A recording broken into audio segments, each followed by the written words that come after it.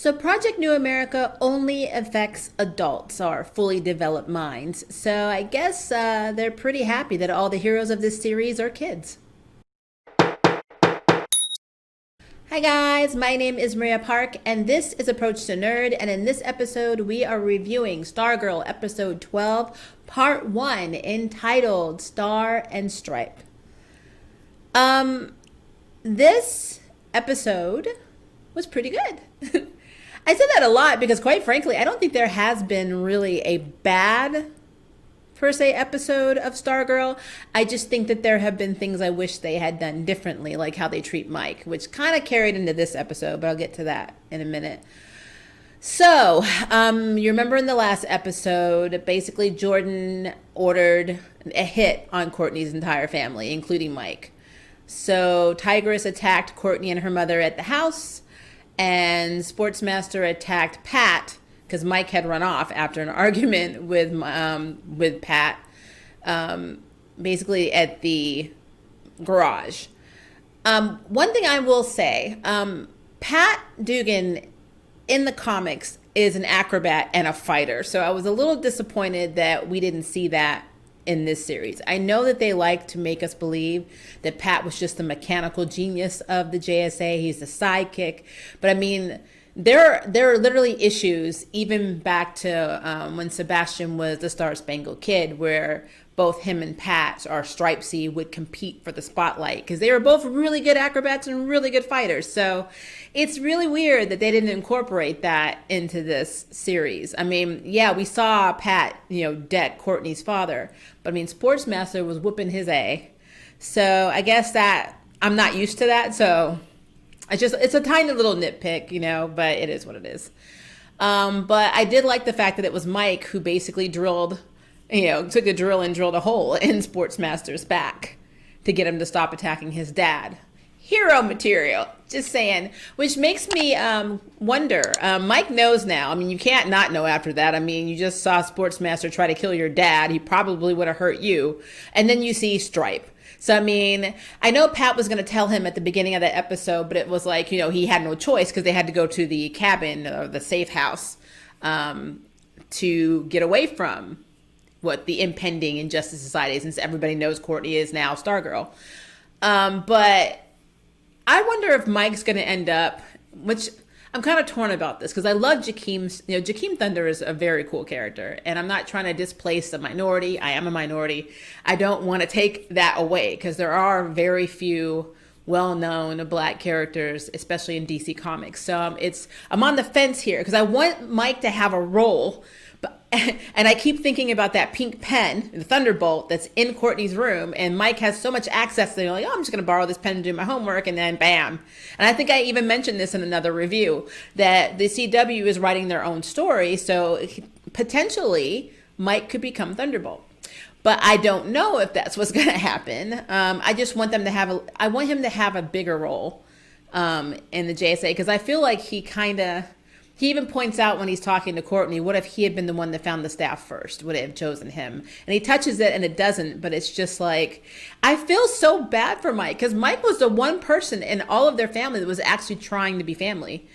I mean, it's just, I need to do like a hashtag treat Mike better, campaign. I mean, who knows?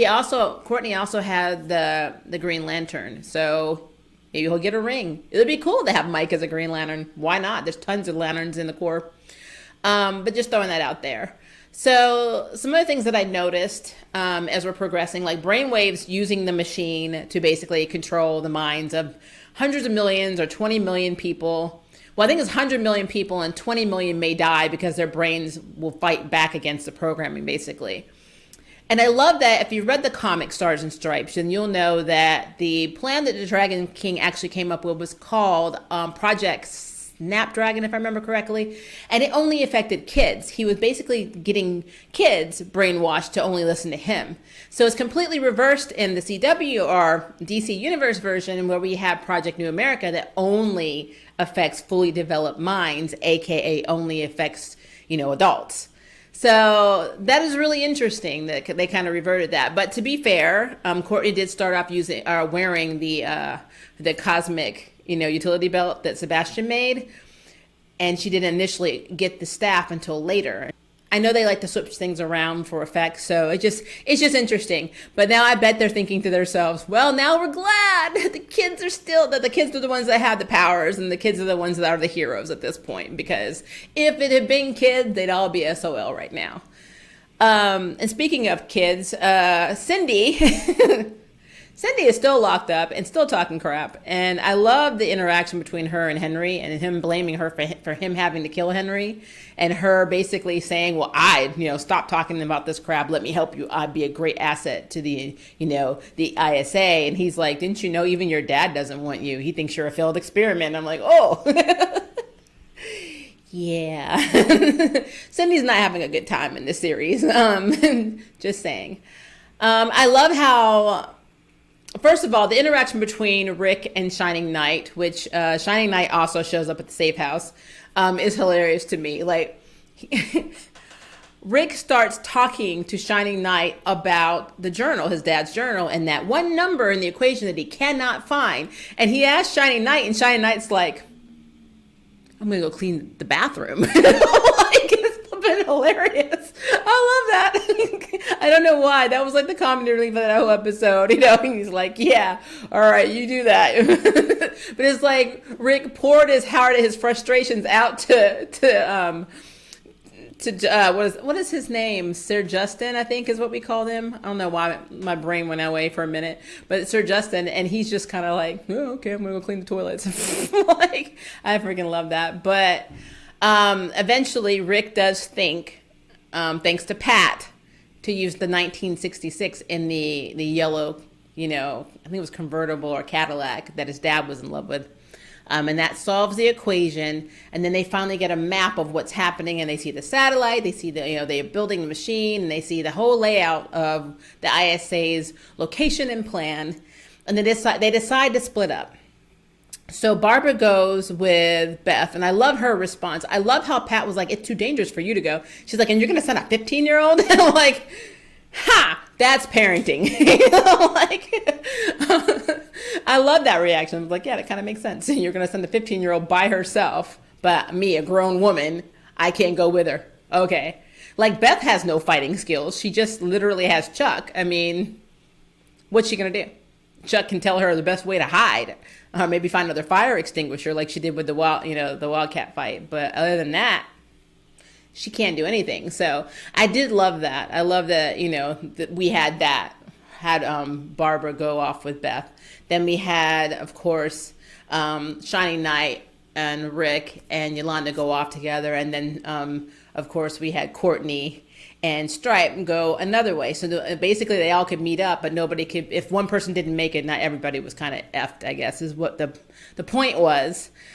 But I do have another question. I love the fact that this show makes me question things. And I guess my question is, we know that Yolanda's parents are trash. They just are.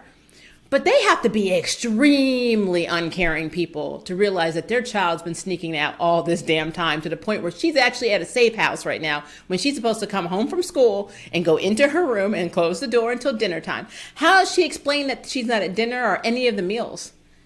I mean, how is this not, that it's like, how is she getting away with getting out of the house so much when she's grounded forever? And her parents are very strict and made it known that she's to go to school and come home and have no life. I mean, they wouldn't even let her go to Courtney's house. She snuck out. And then when the father found out, he's like, you left the house? So, I mean, they must not give a flipping damn about this girl that she's able to get out so much. But yeah, so at the time when the machine, they saw a timer and they saw that it had like maybe 36 to 30 minutes left. They thought it until that was basically when it was going to start. But actually, it's when the duration of the time left that Brain would have to complete the mission. So he had been doing it this entire time, and they had 30 minutes to stop him. So I wonder, even if they are able to stop him, what kind of effects or consequences are going to be had on the ones he was able to affect. And like, it was so funny that like, the stuff that they were forcing people to do was not be racist anymore, embrace health, universal health care. You're like, all the stuff we want people to do. Just how they were going about it is really effed up. So, and I love when Beth was reading it, everyone's like, wait, aren't those good things? If it wasn't for the death of the people that would fight it, fight it very hard, it seems like, well, why not? But, mindless drones and free will and all. But I just thought that was interesting. Where was Shining Knight's armor? Are we ever going to see Shining Knight's armor? I mean, obviously we're not going to have Victory. We had him playing with a dog, but the dog is not a horse, so he's not going to become the new Victory. So that would be very interesting, him trying to ride on a dog's back. But I wonder where his armor was. I guess that's yeah. Or will we ever see his armor? I mean, right now, I'm sure he's going to be in the final fight, because I saw the trailer for episode 13, and it looks like it's going to be pretty endgame. But I would like to know, are we going to ever see his armor, or does he have to get his memories and stuff back from the Dragon King? And then what's going to happen when he sees the Dragon King? That's going to be interesting. Also, there are characters I'm really wondering, are we going to see like Nuklon or Silver Scarab, Jade? Oh, and like silly villains like the Madrid or Paint. I'm surprised we don't have Paintball. Paintball was a teacher at the school, an art teacher who could basically suck the color out of everything, and that would have been hilarious. And who knows, we still may see Paintball next season, because right now they're dealing with hardcore ISA stuff, so we might get like the villain of the week type scenario in the next season, and we might get the crappy silly villains like Paintball. But it'd be interesting to see who else comes from Infinity Inc. Into this series. I'm very curious. But overall, I really, really enjoyed this episode. It makes me question a lot. I really want to know going forward, like what's going to happen. And the only other thing I can remember happening, besides Jordan's parents trying to get him to talk to Cameron about their legacy, is that Sportsmaster and Tigress killed Virtuoso, or Anaya Bowen, the Fiddler's wife. That was pretty interesting, especially since she wasn't there talking smack, knowing that these two were serial killers and sociopaths. So it's kind of her fault, but the way she was talking to her son about how his father stopped people from bullying him by taking his bow and shoving it through one of the bully's ears, she wasn't all there either. So, yeah. But yeah, so I guess Virtuoso is dead. That's what it looked like. They killed her. I don't think that they just knocked her out. So, very, I guess, quick death and not very much use of a character with a lot more potential. If that is what happened, I don't know for certain that she's officially dead, but I don't know. Maybe they're trying to gear up to season 2 to more of the kids taking over their parents' roles in the ISA. Because, who knows? Maybe there are going to be more deaths. I do know that Cindy was saying something like asking her father, what's in there? What are you doing? And I still speculate that Henry Jr. is not dead, and he's actually, the Dragon King has him and is doing stuff to his body, which is also a mess. So, well, guess we'll see later on. Maybe we'll even see at the end of the season finale. Maybe that will be one of the shockers, that Henry Jr. is alive and now brainwashed into hating them, or worse, like, doesn't know who he is, and maybe it's like a painkiller treatment with like what they did with Black Lightning with Khalil. I don't know. It's going to be interesting. So we'll see if that plays out in the finale next week or in season 2. But I'm here for it. It was a good episode. I'm hyped for next week. So I guess that this catalyst did its job for the rest of the finale. But I'm still a little bit worried about the CW treatment of next season. But again, I am going to keep an open mind, and I won't put the jury in yet until I see it. So who knows? It may be amazing. But that is my opinion on this. I would love to know what you guys think, so please leave me a comment below and let me know. And if you would like to sign up for Jury Duty, hit the subscribe button. If you'd like to know who's next in the Nerd Battle, hit the notification bell. Until next time, I can't wait for you to approach the nerd. Bye, guys.